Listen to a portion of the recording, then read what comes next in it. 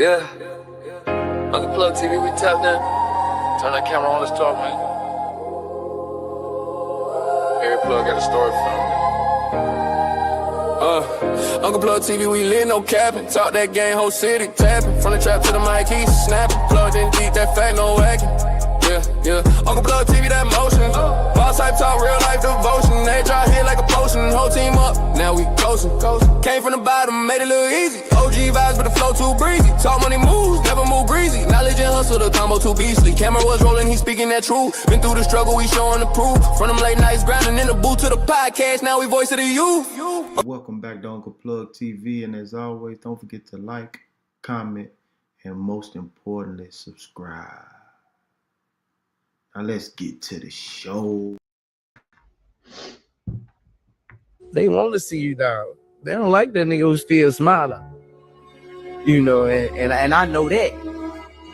So I gotta be strong for that too.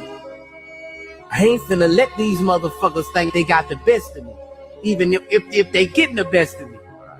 You know what I'm saying? Like strong will. Yeah, strong will, man. To let them you not breaking me, man.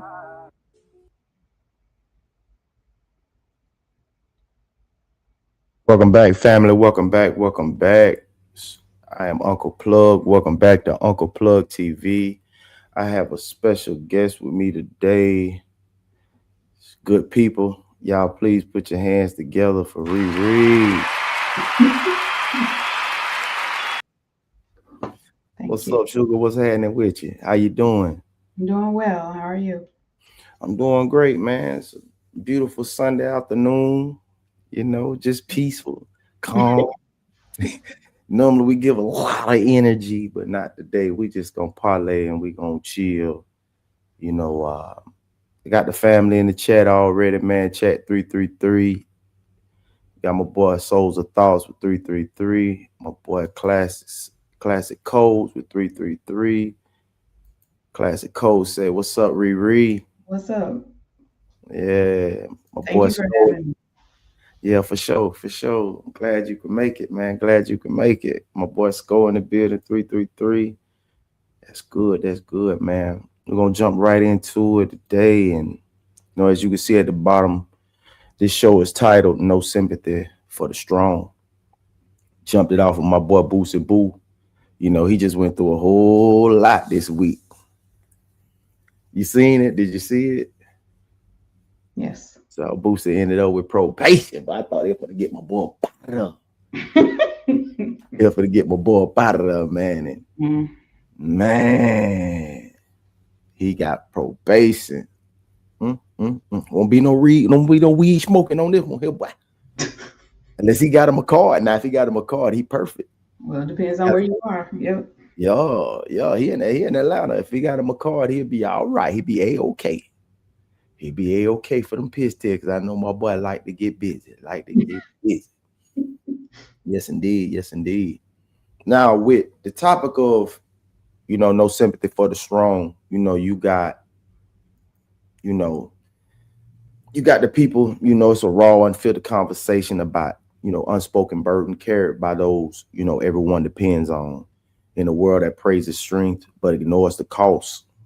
The strong are expected to lead, provide, protect, and endure without complaint, without rest, and without support.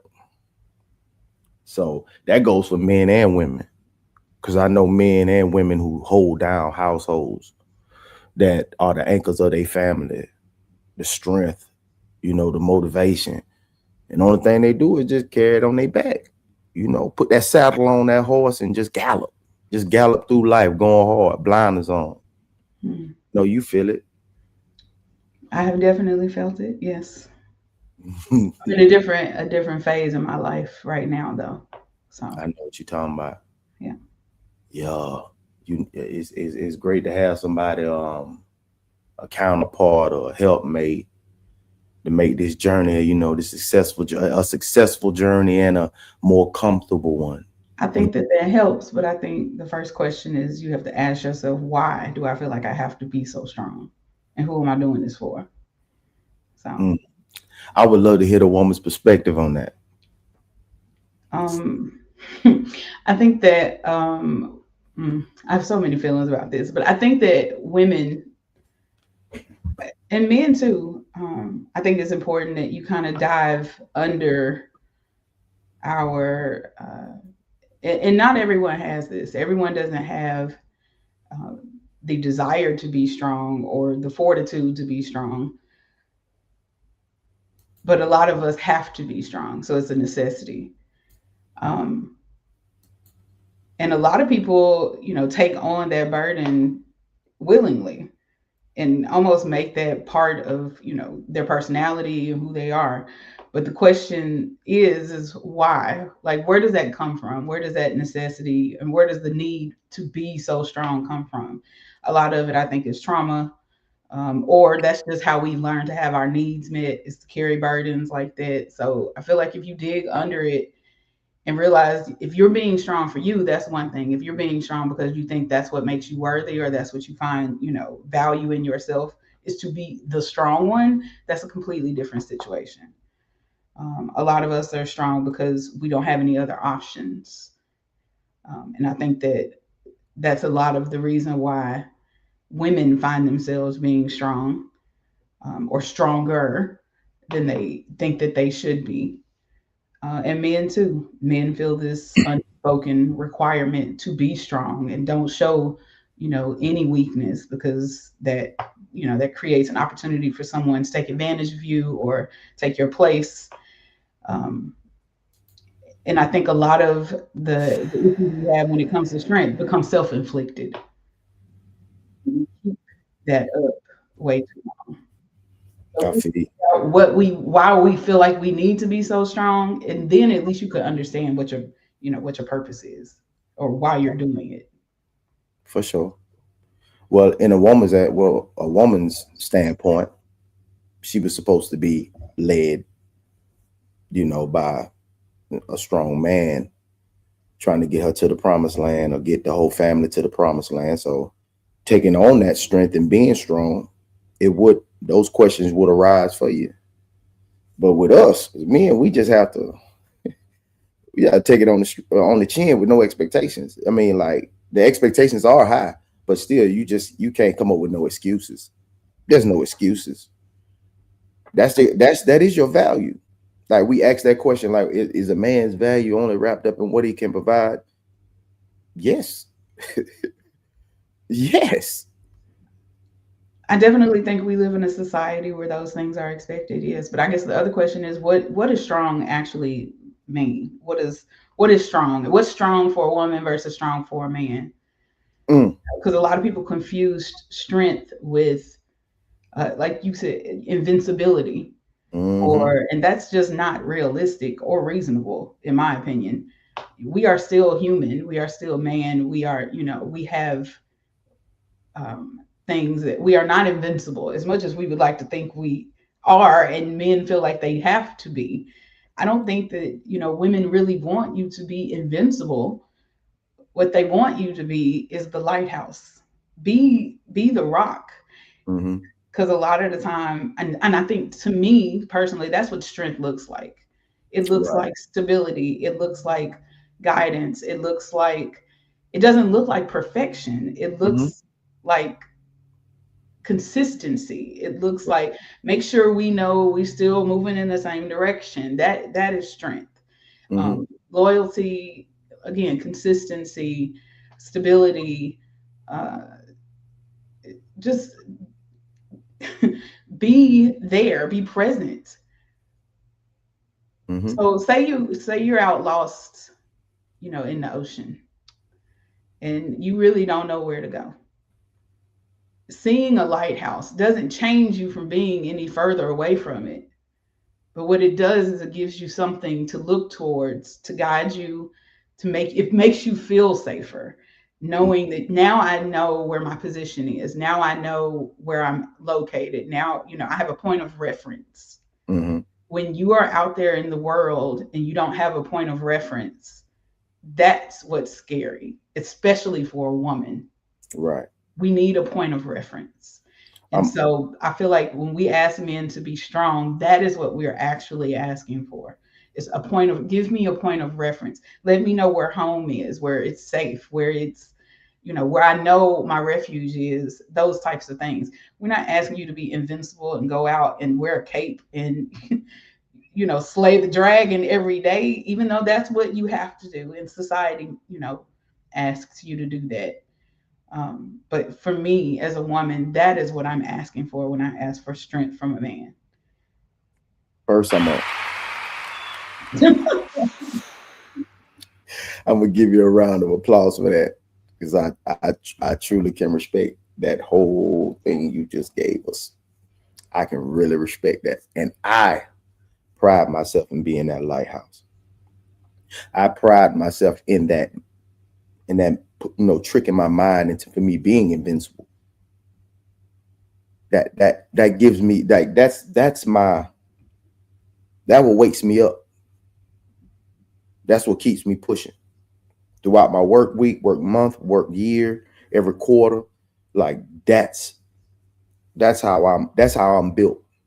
Maybe it's a military mindset, being I've been to the military, the way I was raised, you know what I mean? Like I refuse to let, my mother ran my house, and I refuse to allow a woman that shouldn't be in that position be in that position. I take that role with pride. I take that role proudly. I love the weight being on me. Why do you like the weight being on you? I love the weight being on me because I depend on me, and I like when others depend on me. I'm a man first, and I'm God engineered. I'm God engineered, and I'm a man first, and I take pride in that. I don't look at that no other. I can't see it no other way. I won't allow a woman to carry me. My helpmate, oh yeah, I by all means, I will get out your way. If it's not my responsibility, I take on enough responsibility to let you take on your responsibility, and I trust that you'll be able to do it. Because I have this in my realm. I have the CEO, which is myself, and the GM, which is my counterpart. And I never see a CEO arguing with his GM because he hired properly. Therein lies a word. You know gotta what I hire mean? properly. Nah, for real. Like out here recruiting appropriately. I know most people don't. They hear that terminology and be like, but most GMs run the show. But They they run take the direction from the CEO. Of course, The but we CEO already had the SP. The CEO sets the goals. The CEO sets the That's why we have an SOP in order. Right.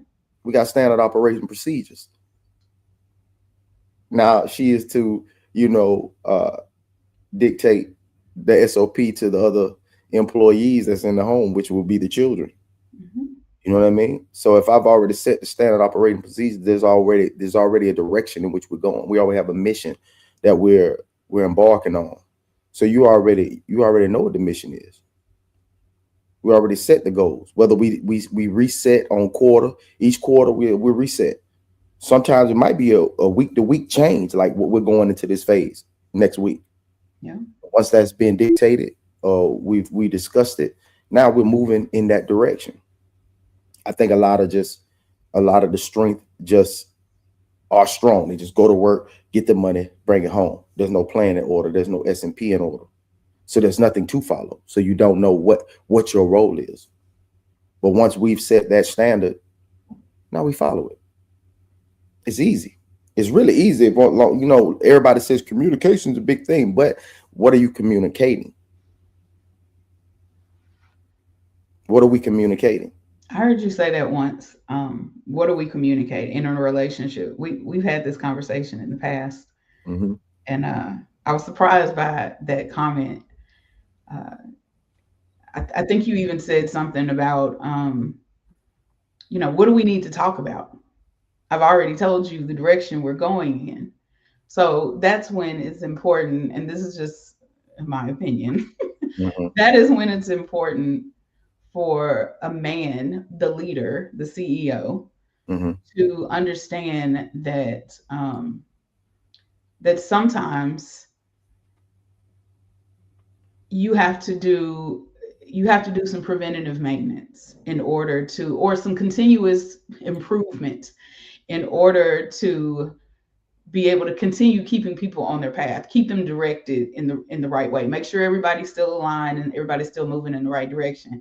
And I'll use some corporate terms, because that's what I do.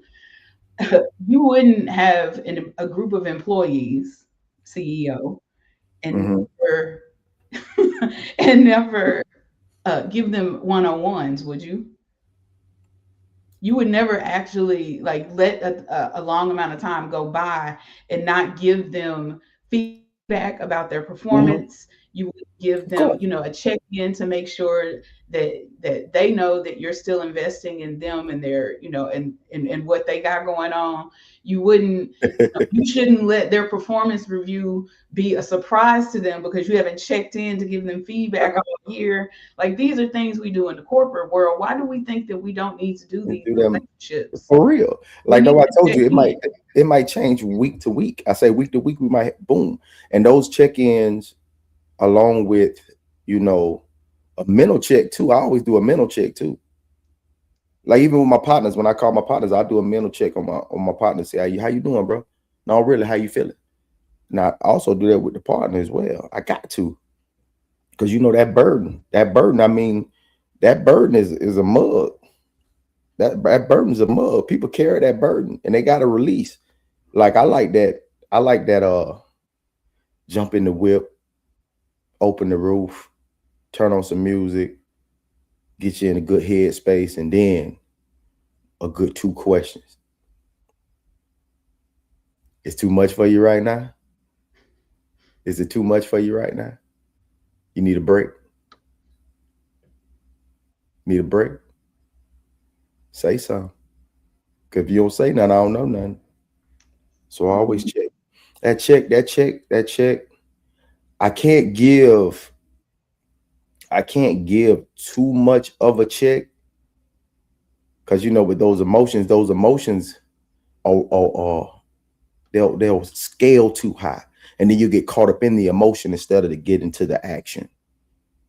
And then it's like, if you allow a child to cry so much, they'll continue to always, every time they ask for something, they whining and moaning, in that tone. Because you're teaching them that that's how their needs get met.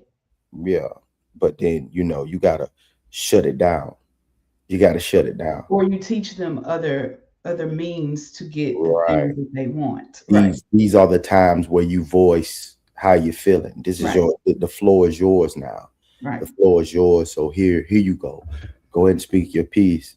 We're gonna rectify it right here. We're not going back until we rectify all things. And then when we get here, there's no need to be revisiting this portion of it.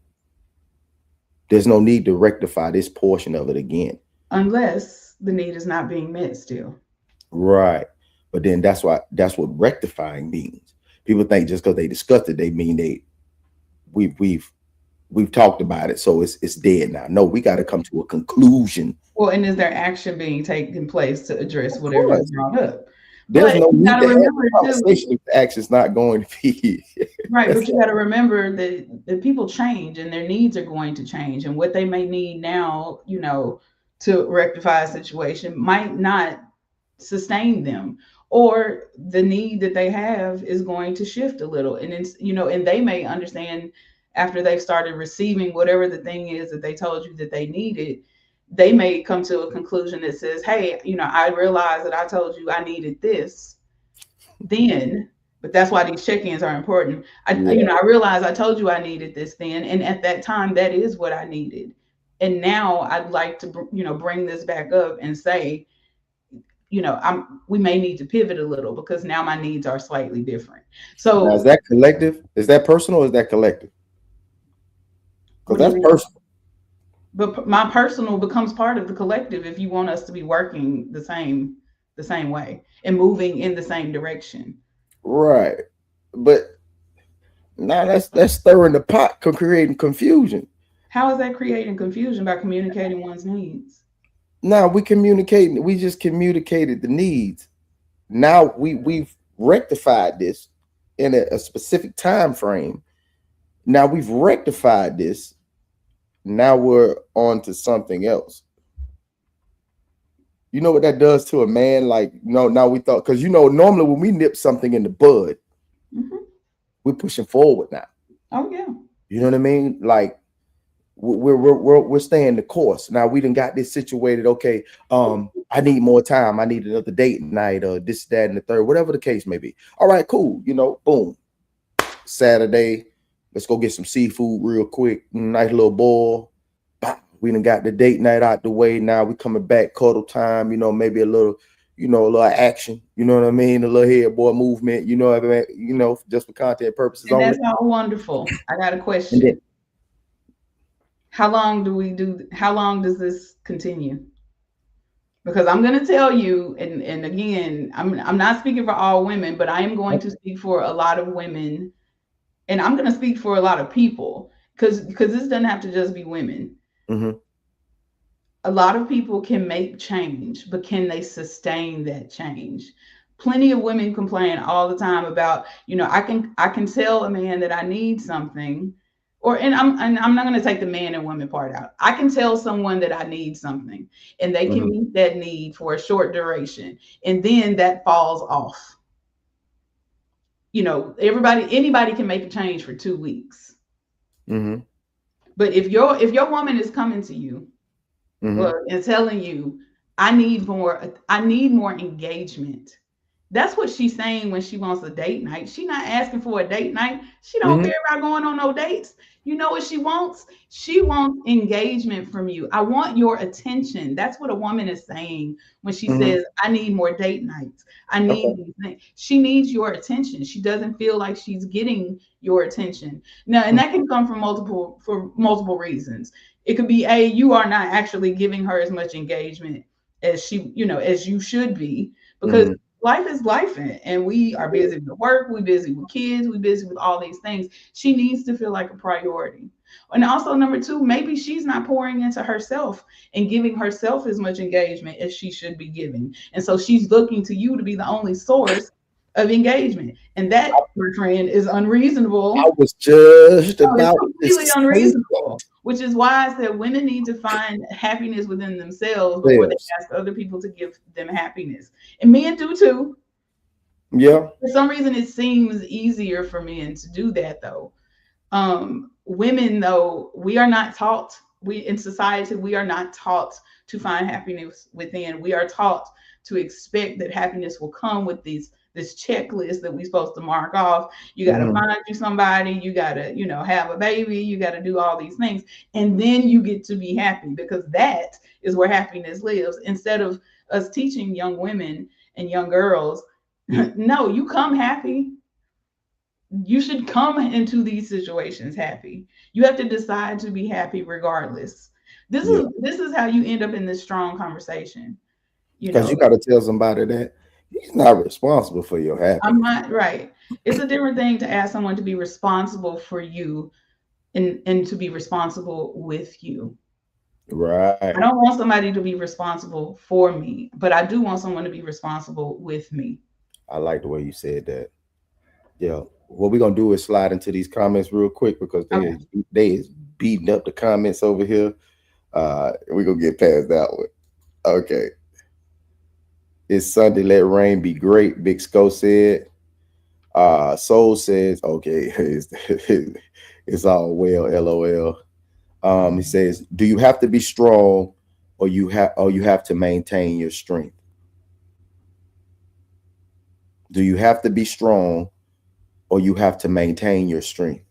Because he said, strong is one act. Strength is what you gain over time. What is strength in your opinion? Strength? Or what does it mean to be strong? When it's strong in life, it's endurance. The long suffering portion of it, I don't I don't believe in that. I don't believe in the long suffering. I believe that if we set short-term goals and accomplish these short-term goals, on to the next. You know, it's I believe in strength, like he said, is what you do over time. And you should have a track record of it. A track record of strength. Is strength resilience? Yeah, resilience, most definitely. Oh, come on now. Because you know when we had that there. Yes. Where is it? Don't I'll say, is resilience mistaken for emotional invincibility? I don't. Me as a man, I do let my emotions get me sometimes, As they should. but I've learned to put them to bed. As crazy as it sounds, like I can choose. It's always a choice. I can choose to remain in this pocket of being down about something or being upset about something. I've learned to rid myself of these situations through comedic acts. Like some of these, sometimes when something gets the best of me, it's not suppressing, it's actually getting past it. You know what I mean? Being realistic. You know what I mean? Like most people do things that they were taught. Like somebody told you that you had to be, oh, I needed time to cool down. Did you really need time to cool down? Did that little incident that just happened allowed you to be upset for that amount of time? Like you needed a whole day to cool off. Now, most people may need that, or that's what they was trained to do. I've trained myself to not need to do that. Mm-hmm. I don't need to be upset for this long. I didn't need that amount of time to cool off. I'm being an adult about this situation. Like I'm not going to allow this emotion to ruin this entire day. Like that was a moment. That was a moment. Dion said it best. He said, oh, I've had bad moments. I haven't had a bad day. Mm-hmm. You allowed it to be a bad day. You allowed that moment to linger for that long. You allowed yourself not to speak to that person for that amount of time. Sometimes you got to let a dead dog die. Sometimes you got to let that argument be in that moment and let it be gone. The people say, oh, don't go to bed mad. Yeah, you know what? We really ain't got to let it go that long at all. It really doesn't have to go all the way to bedtime. Yeah, you was upset. You was upset for real, that long, for real.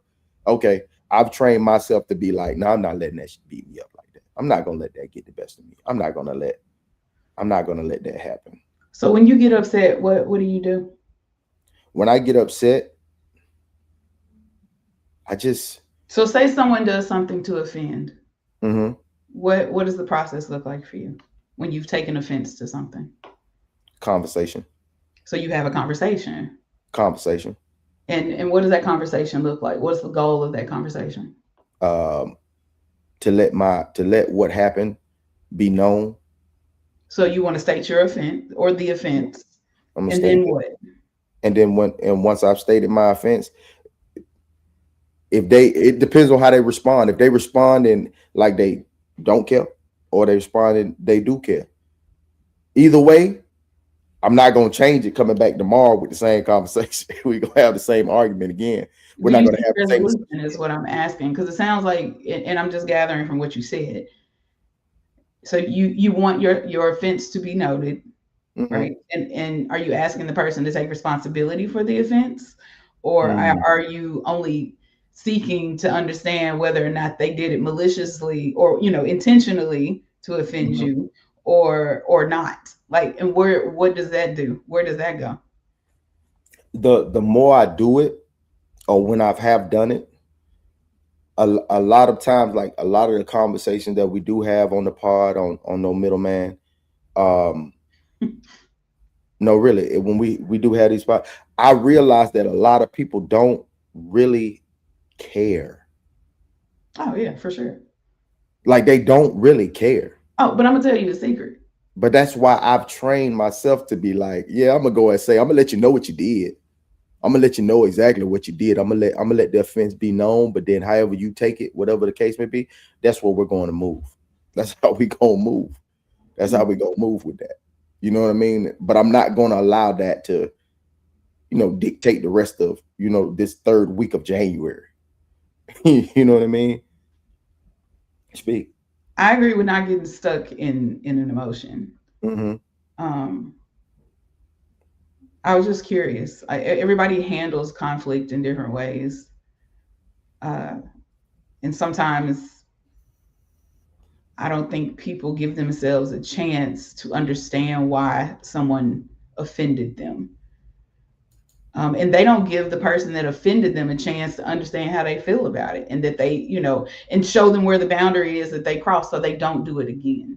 Mm-hmm. They just expect that everyone is going to continue to offend them. And so you live in this state of offense, and then everything offends you. Everything offends you. Oh, and then you walking around with this giant boulder on your shoulder, and you wonder why people can't get through. You know what I mean? Like, so really, again, with the self-infliction, you are doing that to yourself. Mm-hmm. The question is, how do we not do that? How do we put the boulder down and not have to be so strong? Because now I feel like you're using the word strong as like impenetrable. Like you can't be affected. I can't be affected at all. That's not fair. We are affected, and you have to. We are human. We will be affected. The question is, how do you resolve that effect? Like being affected. How do you get through that? Do you give people a chance to resolve a conflict with you and better understand so they don't make that offense again? Or do you just, is it more comfortable for you to not be vulnerable and have those kind of conversations and just expect that people are gonna do you wrong all the time? And the reality is, the world we live in, yes, people don't have to care about you. They don't. Nobody owes you that. They don't owe you a good morning, or No, like they don't owe you a gentleman told me that when I was like 23. He was like, "Bro, nobody owe you a good morning or a hello. Nobody owes you anything. Owe you nothing." But that doesn't mean that that's how you have to look at the world. You will be hard pressed, to have a good day if you constantly looking at the world thinking don't nobody owe you nothing. It's the reality that we have to swallow, but let's not dwell in that space. Or, the whole idea of being the change you want people to be. Mm-hmm. Being what you want people to do. Treat people the way you want them to treat you, and you would be surprised, if you create that space. I've learned that. I learned that I'm not going to let the next individual change the way I handle my business, the way I handle people, period. But I will take you I'll take you completely off the board. And I'm good with that. I'm good with taking you completely off the board to where I won't have to endure what you got coming. Because most people don't learn. You can talk to them and tell them how to treat you. They won't care. You know what I mean? But you give them that opportunity, and when you gave them the opportunity, they fail. Be like, hey, take you off the board. Yeah, people like that should not stay in your circles. Nah. And it's like, who do you think you are? Well, guess what? In this world of 1 billion individuals, I'm me. Right. And my circle is important to me. Yes. And it just is what it is. And that's how we're going to take it. My boy Soul says, that's why most men are only strong emotions. Only allow you to be strong in moments. Strength is enduring, can't be emotional. Can I say something about that? Of course. Okay. For me, my strength has come from, and no, I don't work in law or therapy, but I have had a lot of therapy because I have had a lot of things happen in my life. I'm a huge proponent for therapy. And therapy has given me freedom from those things like offenses. And for me, therapy has taught me, which is going to answer your question, how to separate myself from an emotion. My therapist always tells me emotions are indicators. They should not be dictators. When you feel a feeling, It is you, it is your body, and it is your spirit telling you that a need is not being met. Even if you don't know what the need is, and it's meant to stop you in your tracks and say, what is happening right now that created this emotion in me? Like, what am I actually feeling? But a lot of people do not know how to do that. They get, and I'm going to say, especially women, it is very difficult for us because we are emotional creatures hormonally and by nature. Like, we were designed that way to function in an emotional space. It's part of the nurturing and all the things that we need to be the kind of providers that we have to be, and to connect with people and things the way we do. The problem is when we don't know how to separate ourselves from an emotion and we act in that space. We're allowing emotion to be a dictator versus an indicator. And that is when you lash out at people. That's when you're not hearing what people are saying. You just functioning in this bubble that you've created around yourself, and it is impenetrable. Mm-hmm. And there is no resolve. You cannot argue with a person that's in the midst of an emotion because they're not being logical. At all. Not logical at all. And a lot of people, and I would say a lot of women, function every day in that bubble, and they are constantly, being drugged around by these things that they feel versus stopping and asking themselves, what am I feeling? Why am I feeling this way? And what does this mean? And it's usually Sometimes it's illogical. a bush. And not until you can look at yourself in the mirror and go, I'm being completely illogical right now. For real. That's okay. We do. Mm-hmm. Everybody does it. Mm-hmm. It's not until you can open your mouth and say, this isn't going to sound logical, but I feel it. And so I need you to give me some grace in this moment, especially when you have partners. You know what I'm saying? Like a partnership, you got to be able to say those kinds of things. Like, this is going to sound crazy. Yeah. But this is a feeling that reared up inside of me. And I want to understand why, what created this feeling, what triggered this feeling. Because a lot of times it's just triggers and trauma and things like that. And when you start digging through those things, that's why I said therapy, shadow work, all of them things are super important. So you can separate yourself from the emotions that you feel. I'm not going to say that they go away, but what it does is it creates a space between you and your emotion, you and your ego. Because again, those things are designed to protect you from being hurt. Your ego is, my therapist would tell me, your ego's job is to protect you from being hurt. Your soul's job is for you to grow. And they're going to constantly be fighting because your ego don't want you to get hurt. It wants to protect you at all costs, even if that means I isolate you and nobody, and then you become impenetrable. But your soul needs to grow. And so, that means I need to be vulnerable. I need to be able to say, I'm hurt. This hurt. And this is why. I feel like a lot of the times people think that being strong means being invincible, like you said, and not having feelings. No, it's not about being invincible, but it is about not getting so lost in the emotion that you don't know what to do or what you're doing. Right. And that you out here slinging your emotions on everybody else.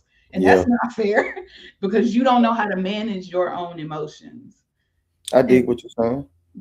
To me, that's what therapy will teach you how to do if you're doing it right. It teaches you how to manage your emotions and separate yourself from an emotion so that you're not out here acting in emotion.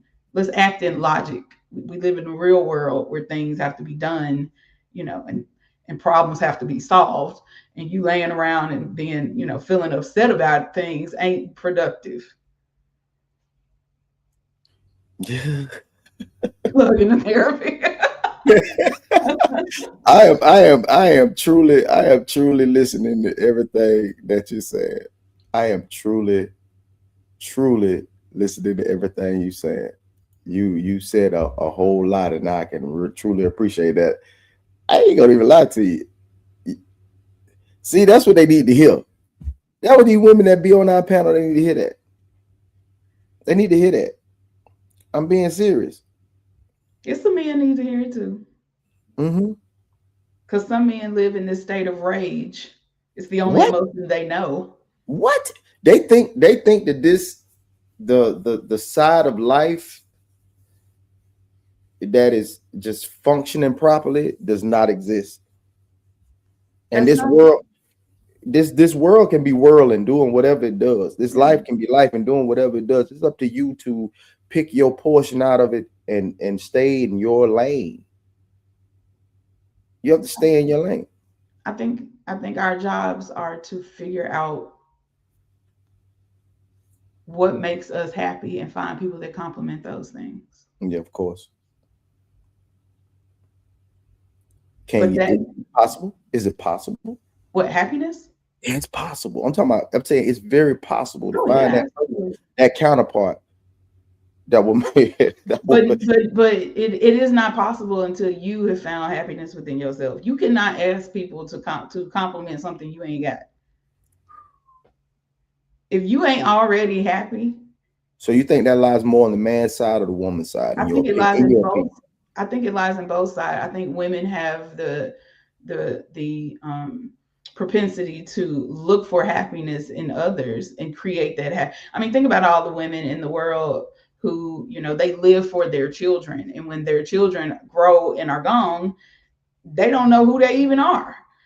Like, you're not even a whole person. That's the thing. You got to make yourself a whole person before you can expect a man to love you or a woman to love you. Make yourself a whole person, because if you're asking for other people to fill these giant holes in you that you haven't filled yourself, you are destined for heartache and drama and toxicity, and not because people intentionally do these things, but if we all walking around with these big ass holes in ourselves, like, how do we expect other people to pour into us if I got all these holes? I'm just pouring out this would be wasteful. So do people respect strength, or do they exploit it? I think both. I don't know that people know what strength really is. Hold on a second. Don't listen to my boy AP.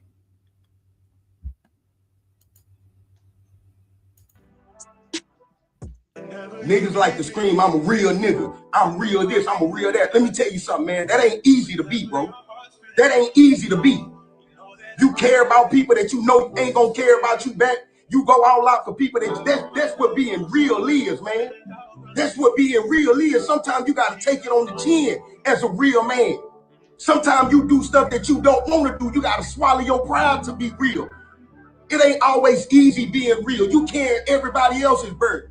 Niggas want to scream, I'm a real this, I'm a real that, until it's time to be that. That's why you don't see too many real niggas. Everybody can't be real. Everybody can't be a real man. Everybody can't be solid. Because it takes a lot. It takes a lot caring about people that you know don't care about you like that, that ain't going to be the same way you are, that ain't going to put forth the same effort, but day in and day out to continue to do it, not for them, for you, because that's who you are. That's who you are. So everybody with all that, I'm real, nigga, you ain't ready to be real, nigga. You ain't ready to stand on certain principles, nigga. That's why y'all niggas fold under pressure. It ain't too many of us out here, nigga. We rare, for real, nigga.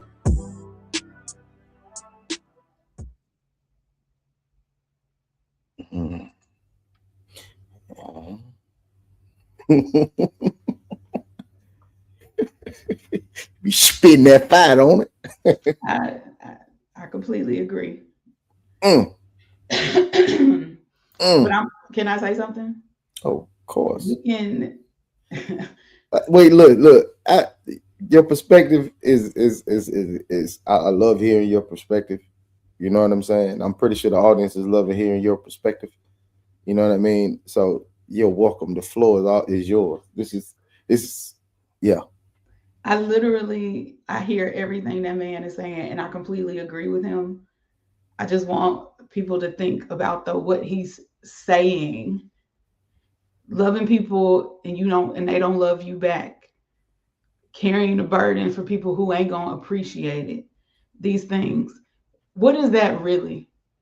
You know what that word is actually called? What's that? vulnerability. It's the strongest thing you can do. It's also the scariest thing you can do because it ain't no guarantee of what's going to be on the other side of it. You making yourself vulnerable is how you grow. And you have to make yourself uncomfortable. Being vulnerable, and you know, a lot of people think that vulnerability is just me saying, you know, Plugg, I love you, and not knowing if you're gonna say I love you back.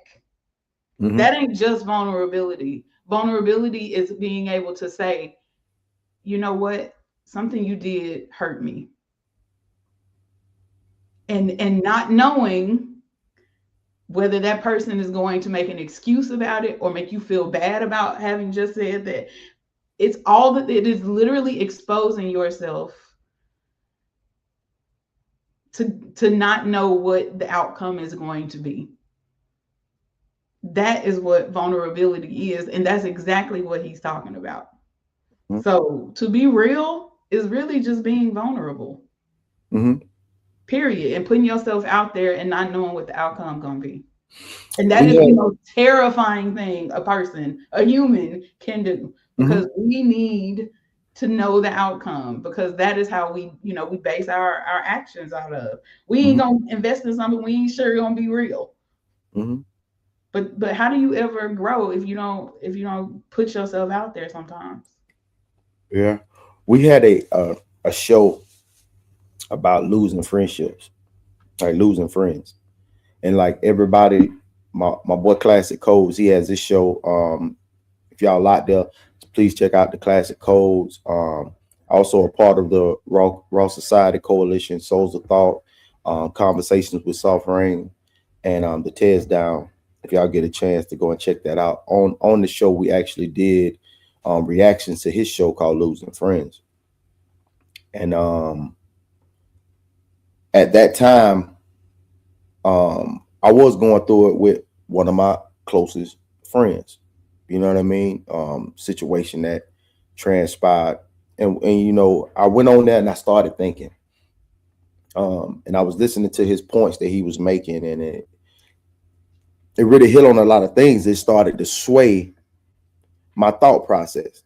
One of the people that we'll both have, you know, interactions with, seen the show and actually said something to him. So he didn't even know. He didn't even know that it was on that level. He had no clue, because I talked to him, but we didn't talk about it. You know what I mean? I talked to him, we didn't talk about it. But when he seen that, he went and looked and said, "Hold on, bro, man, hold on, bro. Man, I ain't even da." He ran his little spiel down or whatever the case may be. But then he started getting defensive, because he was on man, you know, we ain't even on that type of time to be da. Man, we ain't on that. So I came back, and I think, since I never said nothing to him about it before, he didn't know that it could actually go there to that level to where I'm like, no, I'm gonna go ahead and cut this short, because I was in that season. I'm in that season of, you know what I mean, depleting. I'm like, hey, I'll get you up out of there. I ain't got time to worry about it. I ain't got time to go through it right now. You know, I got other things going on. You know what I mean? It's like what my boy Classic always say: if she tweaking, we tweaking.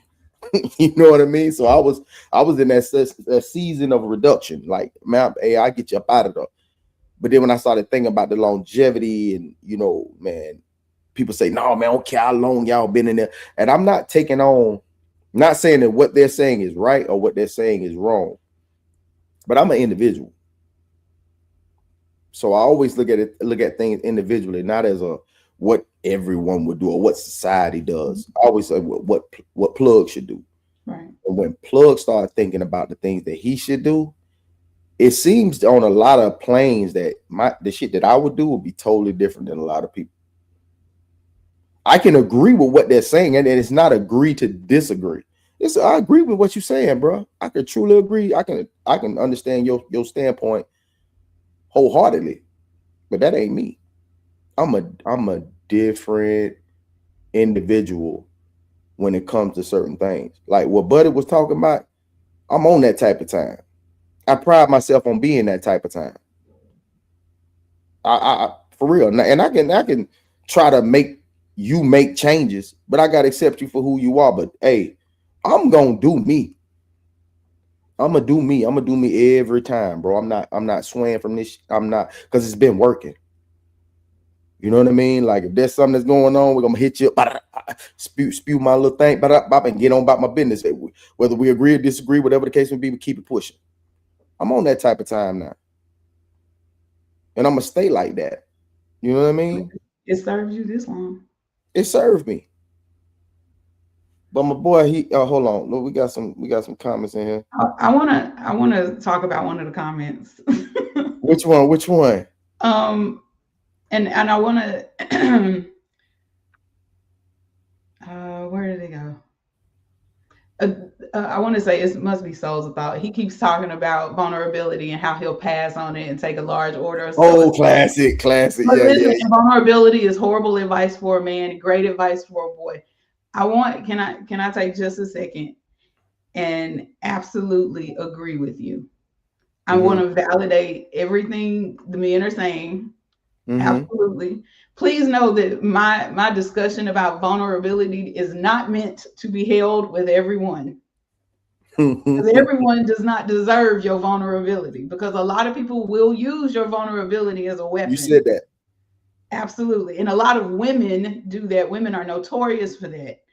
And I will be completely honest and agree with everything these men are saying about, we live in a world where that is not okay for men to do. I completely agree. And as you know, raising sons, I try to, as a woman, I'm trying to instill in them the ability to use their words and to be able to communicate, you know, how they feel about things and understand feelings and stuff now, as you know, as boys, so that they're not so separated from their emotions that they don't even understand them. Because a lot of people don't do that. They don't teach boys what emotions are. Like my sons will have a situation and, you know, say something happened and really, you know, he's mad. And he says, I'm mad. And I said, tell me what it is that you're mad about. And he's explaining these things. I said, do you know what that feeling is? He said, what? I said, it's disappointment. It's not mad. You're not mad. You're disappointed. We aren't allowed to actually feel feelings completely until we give them a true definition. And every feeling is different. You know what I mean? Like pain means one thing, agony means a completely different thing, even though they're similar words, right? I make sure my sons understand that, but I'm also going to raise my sons to know that this world is unforgiving and there is no space. Even though you know these things, let that be your personal tools that you use especially when you find someone that can understand these things and can create a safe space for you. Because the reality is, there is not many safe spaces for men, especially Black men in this world, to have feelings and have emotions and be vulnerable. And I recognize it, and I hate that we live in that world. And the other thing is, as a woman who asks me to be vulnerable, I will be honest and say it is a double-edged sword, because I don't want you to not share your feelings, but in reality, and this is the illogical part of women, I'm saying this first, the illogical part of us will see some things as weakness. And it does affect how we look at men that we expect to protect and provide and be our lighthouse. You know, we don't necessarily, as women, want to see the upkeep that it takes to keep the lighthouse working. But we know that it's there. And that's why I say it's a double-edged sword. And the reality is, and I'm going to apologize to all men for all women right now. We had that conversation, and I was like, so sorry that it is this way. And I'm so sorry that I'm not swinging on as women, we ask for things that we can't appreciate enough without it creating, you know, this crack. You heard what he said? Well, he said, you have to get vulnerable just to be turned off. And you are right. You are right. Because what we're asking for is impossible. We're asking for you to show us vulnerability and still be strong. But I think that that's a character flaw in us as women. And it I don't want you to not buy the vulnerability, because there has to be at least a hint of it for a woman to connect with you.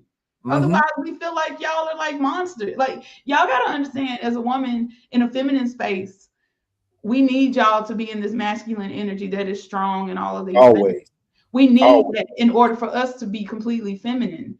The reality is that, you know, that the sacrifice and the trade-off is that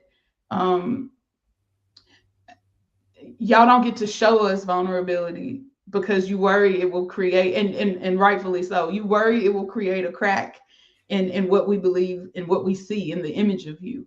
So maybe the solution, and I'm processing this as I'm talking, maybe the solution is not finding it in a woman, a place to be vulnerable. Maybe the process should be finding it in another man. But can you do that with a man? And I'm asking as a woman, because I don't know.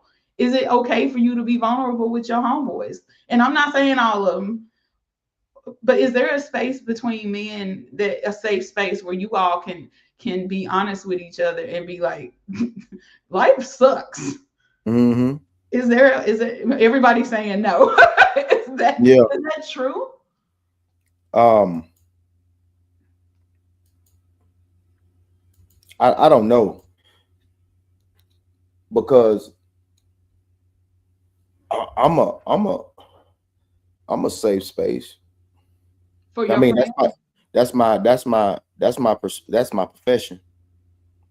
They said men don't do that often. Men should talk to their dog and God, same words, say them twice. Yeah. Would it be, okay, here's the question. Could you be stronger for yourself and for the people that you protect and provide for if you had a space? I do have a space. So why do we resist that? Why do men resist it? Say it again? That's their business. And you don't ever want other men to feel like you are weak? That depends on who you're talking to. Everybody's not built like that. Everybody's not built to be a safe space. They put themselves in a situation where they can't see it no other way. They're not a safe space. Because they have no safe space, they won't let themselves be a safe space either. That's true, because they don't know the value in it. Me? Give a damn about that. I'm gonna let you know what I'm going through. I'm gonna let you know, dog. It is what it is. How is that received from other men? I don't give a fuck. Okay, I mean, I can respect it. Like this, I don't. It's not just a full-on crash out type of situation to where it's like I don't give a fuck. Like I don't. My not giving a fuck is a lot higher than my giving a fuck. Yeah. You know what I mean? It's like it's not. I'm telling you because I assumed you were a safe space, and if you're not a safe space, then all right, then my nigga. Look, somebody literally just said that in the comments. He said, we don't involve other men in business, but wait a minute. The problem with talking to people is your vulnerability is safe as long as y'all are cool. Yeah. And then the other person says, what is it? I got enemies whose secrets I done kept. To this day, everybody ain't like that. I'm gonna be honest, and here you want to hear it. That is feminine behavior. When you go and you tell people stories and tell people business because y'all ain't cool no more, that's a bitch behavior. And you tell anybody that is bitch behavior. You heard it from a woman's mouth, right? Me. Because as a woman, I would never do that. Because and I say that is how bitches behave. And that's not appropriate behavior. And as a real woman, I would never tell a person's story because I would never want someone to do that to me. But I also, like I said, I move different. So yeah, I'm not gonna do that. I'm not gonna do that. You know what I mean? Like my dog business is my dog business. My dog business is my dog business. He is. My dog business is my dog business. And if he told me his business is my business. You know what I mean? And I ain't in the business of spreading my dog business. You know what I mean? He said the only way to find out a space ain't safe is to enter. And if the door is optional, why walk in? That shit is crazy. This shit is crazy. It's true, and in his realm, it's true. You know, mine. I didn't say something to somebody. You know, told him something, and he said, "Man, I really appreciate you, um, like really trusting me with that information right now." And it created a friendship in the chair. You He's like, and you don't realize you have so many things in common with people that you come in contact with every day. Y'all going through similar situations, and you know. yeah. It was something as simple as him telling me, "Man, this fatherhood is crazy, man. He just had a baby." He said it's crazy. You know, not going into what else we were talking about. I just called to check on him. "What's up, bro? You good?" He was like, "Bro, hold on. Let me call you back." Call me back and said, "Dog, you know, don't nobody check on me." Why do y'all not check on each other? Bro, he said, "Don't nobody check on me, man." He said, "Man, don't nobody check on me." I said, "It's some crazy shit, bro." Why do men not check on each other? Is it because you wouldn't say nothing no way? You want to get to the bottom of some shit? Hey, I don't know what type of shit. I think men are. Motherfuckers done been through some shit, man. Motherfuckers done been through some shit, like being that before they became this savage monster, they were, you know, they were that person. They was that person. They was that one that was trying to be vulnerable, trying to be, you know what I'm saying, trying to be open, trying to be that dude for people, men and women, and they got rejected. Oh yes. And most are living every day in that rejection. In that jaded feeling and betrayed. Yes. We are living in betrayal On and a offense. daily basis. But my question And to you is, how productive is that to keep walking around with it? You really think you protecting yourself? Really, you just walking around with this armor? It depends on what you're divulging.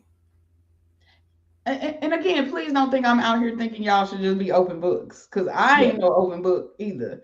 I tell people all the time, I have multiple types of friends, you know, and I don't call people friends, but in my tribe of people that I allow to be in my life and support me, and I support them, you know, and I give them, you know, a relationship. I have friends that know some of the things. I have friends that know most of the things, and I have one friend that knows all the things. And because usually she's standing next to me doing all the things. So please know, friendships come in tiers as well. And you got to be smart about these types of things. I'm not saying you should be out here, you know, spreading all your business to all the people, but I think every single person needs one person that will check on them, one person that does care, and that you get to be your full, unadulterated, raw self with. And if you don't have that, that is exhausting. I cannot imagine walking up, you know, or walking through life and not having a safe, a soft place to land. In a perfect world, that would be your partner, but a lot of the times that is not, and understandably so, because like I said, you can't be the lighthouse if she knows it's got cracks in it. He says, "Everyone, all right, let's go back to what Soul That's said." a bunch of they talking now. Yeah, they in there. They in there. He said, "But see, some can feel, even without names, they can feel their information is leaked. I feel men don't open up due to we still see the flaws, even in people we call friends. Flaws mean opportunity for leakage." That's why I said I have tiers of friends. Tears. And not because I'm afraid that they're gonna tell my business specifically, because also I'm never gonna tell something I wouldn't want someone to know.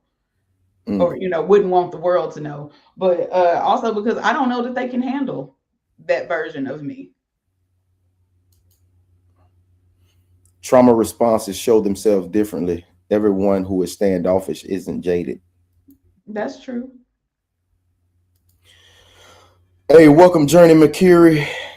He says men don't take kindly into intervention, even it's necessary. Like, for example, if a nigga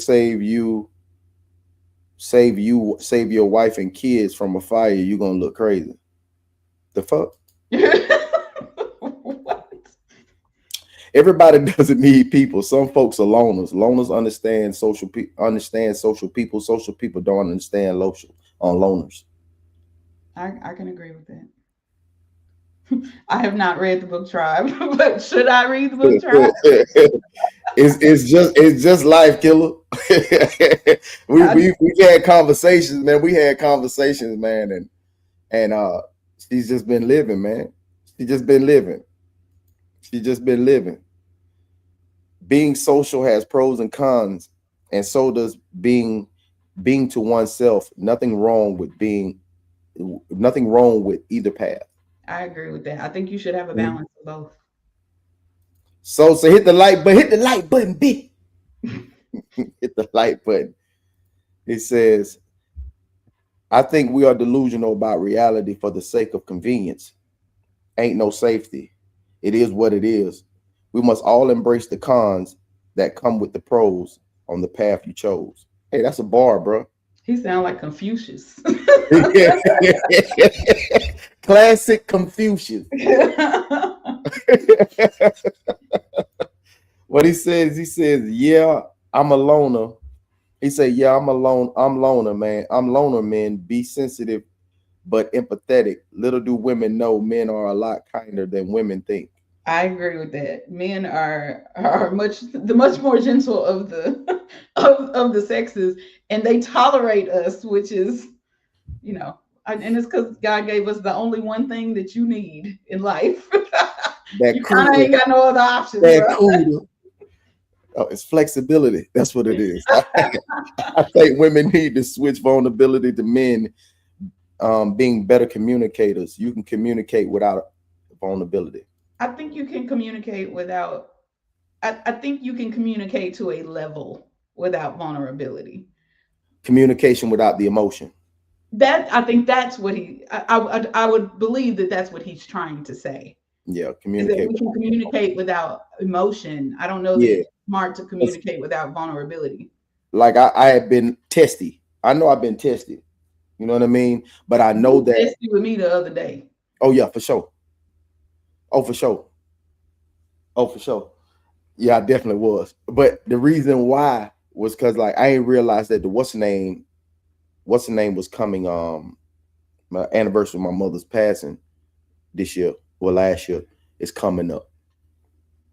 And the crazy thing about it, I was listening to Killer Mike, I was listening to Motherless, and I had just been tested. You know what I'm saying? I had just been tested. Well, it's okay for you to say, I'm in a state right now. I'm feeling a bunch of things. I was pissed. Right. I was pissed at the fact that I was testy. You were mad that you were feeling?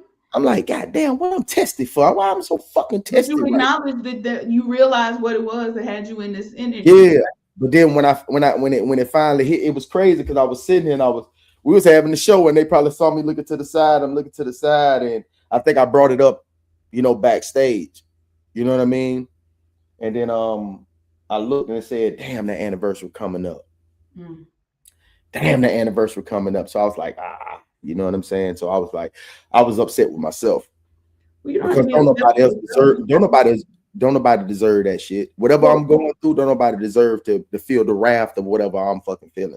So that's why I'm mad at myself, because I want to project positivity and you know what I'm saying, not just the fight of emotion, sitting in that pocket of it, like sitting in that fuck ass pocket of it. You making that conscious decision to say I'm sitting in this fuck ass pocket of emotion.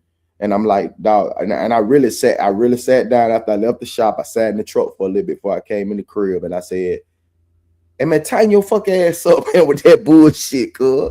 Like, you tripping. Like for real. So I went to another song, and then I went and played Big Dog Back. You know what I'm saying? Like I went and played that Big Dog Back by my boy Classy, and I just sat back and when I played it, it put me back in a normal state to where I'm like, man, I feel positive. You know what I'm saying? I feel positive again. You know what I'm saying? Like that fight is back. You know what I'm saying? When that fight is back, I'm feeling good. You know what I'm saying? I'm feeling good when I got that fight back, because I'm not gonna be subject to, you know, that fucking emotion. You know what I mean? But I ain't gonna be because that type of shit that don't nobody deserve that shit. You know what I mean? I want to be that like you say, that lighthouse, and I want to say that is cool. But for you to acknowledge that you realize what was causing you to be in that state, that is very mature. Mm-hmm. And then for you to recognize, all right, I'm having all these feelings, and now I need to do something to get up. A lot of people don't have that capability to be able to acknowledge that they know what they're feeling and then figure out how to jump, and not jump out of it. You got to acknowledge that you're having it though, and then move to say, all right, now what am I going to do to move forward? Because some people would just like to lay in feelings, and they just be real comfortable wading around in a bunch of emotions and not actually making no progress to the next step. Yeah. Shout out to my boy Freezer. What's happening? No captivity. My Haines City affiliate, man. Hey, man, boy. Hey, appreciate you popping in, man. I really appreciate you, my boy. I really appreciate you, my boy. That's on team right though. Yeah. Journey said, I think men need to go back to rough barbershop unk talk. Now that they just avoid sensitive topics overall, the stuff they used to say stuck back then. Yeah, it did, bro. Isn't that where men used to get all their information, was barbershops? Yeah. Why you think I bring my sons to your barbershop? Yeah, because you said you say you have. Oh, and for anyone who is confused by the complexion. Oh God. if anyone is confused by the complexion, she is a black woman. I am a black woman. She is not black adjacent. She is black. I don't know what black adjacent is, but okay. Yes, I am a black woman. She is not a black adjacent. This is a black woman, black and Creole. Amazing. And yes, like she said, she wanted her sons around black men. I do. All kinds of black men. All kinds of black men. Because as black men, they need to see the modeled behavior, and they don't have a father present. No. For reasons we won't discuss, but and know that men who have fathers, young men who have fathers present to model behavior after, that is such a blessing. Yes, his father is a good example. His father, I've met, I've chilled, I've cooled with his father. Man, Ted is Mr. Ted is I love Buddy. That's my guy right there. He can already just, I'm adopted. You have to fill out no paperwork. You know what I'm saying? I fall in. You know what I'm saying? I fall in. I'll be the son in line. Yeah. I have a question for the men. Where should a woman who is raising sons position her sons to be led by and have men to model themselves after? Sports. Okay, if other than sports like coaches. Some lean on the church side of it. That's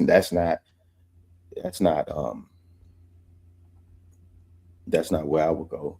One of the comments says with their fathers. My sons do not have fathers. They were not born from a father. I wish that was an option. That would definitely be an option, but yeah. He said, I do that from the sound of my voice. I want to marry a black woman. I'm black. but I gotta work TG. I gotta work together. I cannot do part-time parent. I need my baby. That's right. Then you find a woman that would never take your baby away from you. If that father is still available, you need to rebuild the relationship. Okay. Should I just go ahead and tell them why my sons don't have a father? Oh, that is, now I already told you prior to this. I say I would never put you in any I compromising understand that. situation. I was married to a woman for many, many years. And so we have children together. There is no father in my son's life because of that. Um, so Mhm. it is not because they don't, I don't have a relationship with the father of my children. I I do not have a father present. He said, I'm out. He said, "Oh, I'm out." LOL. I'm out. Yes, go say it. Put them in sports. Right. And, Sports and is my sons are in sports, but I'm going to tell you, they like soccer, and it ain't a lot of black men in soccer, yeah. unfortunately. They won't Like play my football. one of the gentlemen to this day Coach Keith burnt well, he was a resource officer from when I was little up into middle school up into high school was Bernie Hayes. um Most don't have that now where that resource officer, you know what I mean, you know um he helped me, you know what I'm saying, in a lot of ways, you know what I mean. He was an awesome individual. He had adopted a son, you know what I mean. On top of having his own kids, he was like the pillar of our community. A lot of people who was trying to, go on the wrong path, you know what I'm saying, he saved my hide a couple of times when I was out there in them streets doing what I was doing. He saved my hide a couple of times. So he wasn't just an officer of the law, he was also a man first. Yeah. Some people get lost in that. Like I never looked at police officers bad in a bad because of him. Now I knew different. I know the difference between the way they was handling me. Oh, you was a fuck boy from a real one. So it was good to actually know a real one. Then when I did You wasn't encounter the judging fuck them boys, all I knew by the the difference. same. I knew the difference. You know Yeah. what I'm saying? But I understood that because he explained like, this is my job. This ain't who I am. You know what I'm saying? Who I am is who y'all need me to be, and that's somebody positive in y'all life. So, he always had our back. I know anybody who graduated in my class, 98, probably 99. I don't know what transpired after those years, but that time and down, he always had our back. Always, always. He never gave any fuck nigga energy ever. He was always solid. You was wrong, your ass was wrong. He was like a father. He was like a father. He gonna tell you when you're wrong. He gonna compliment you, pick you up, and strong as hell too. Pick you up when you did good. You know what I'm saying? He always had our back. Man, he was in the church, but he was in the community more than he was in the church. Bought shoes, bags, clothes, everything. He was that. You know what I mean? So he showed me what what that father figure looked like up until them, especially during them impressionable years up until like 16, 17. He was in my life to 16, 17. So said, no, I respect it, Plug. Will tell you I can relate more than you know.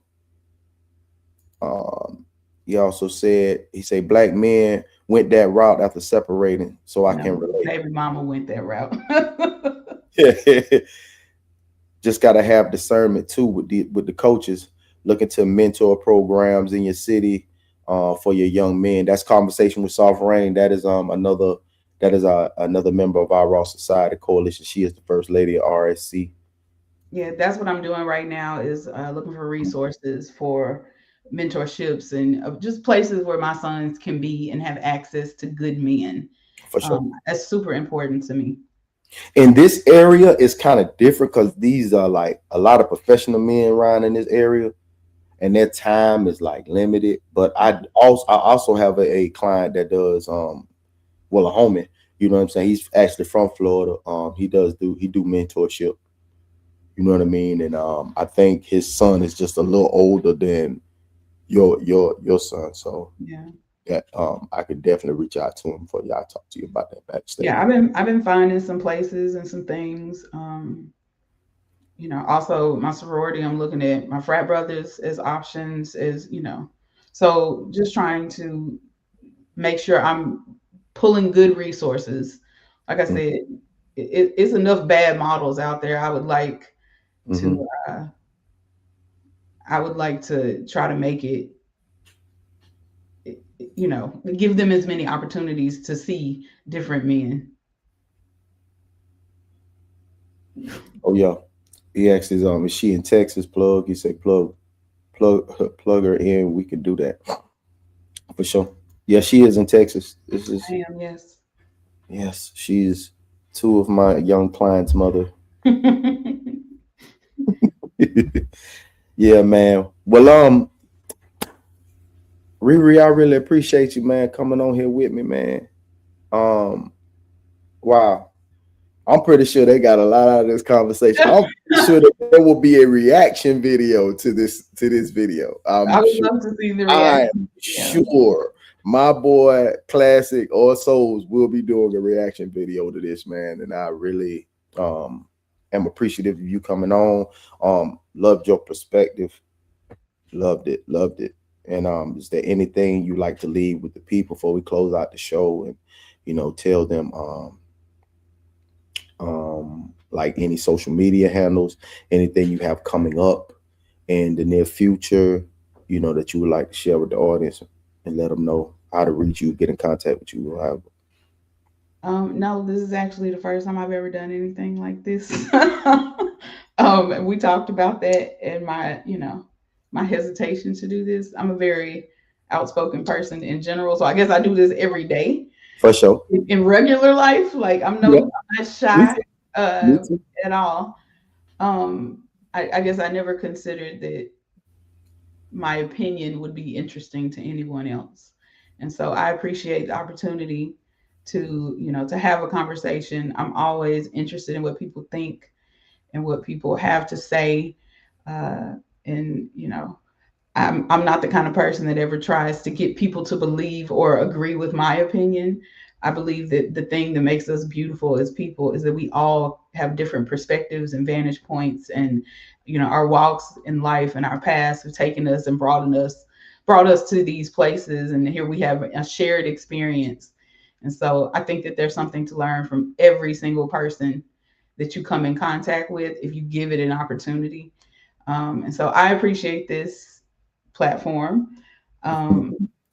And I appreciate, you know, the comments and the conversation. And I don't know, this was fun. So I really appreciate it. And I know you've been trying to convince me all week about this. I appreciate it. This was I told you was gonna have fun, man. I got you. Corrected. Okay, I'm also the woman that will say I was wrong. I was wrong, Plug. Yeah. I was wrong. Y'all hear me? Everybody in the comments? Yeah. I